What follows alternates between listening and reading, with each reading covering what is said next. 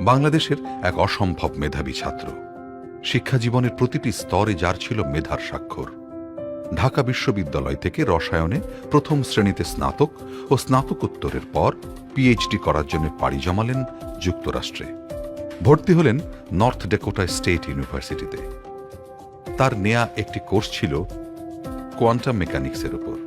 ইউনিভার্সিটির 200 লেভেলের কোর্স ছিল আন্ডার গ্র্যাজুয়েটের নিচের দিকে শিক্ষার্থীদের জন্য, 300 লেভেল আন্ডার গ্র্যাজুয়েটের ওপরের দিকে শিক্ষার্থীদের জন্য, আর 400 ও 500 লেভেল কোর্স গ্র্যাজুয়েট লেভেলের শিক্ষার্থীদের জন্য।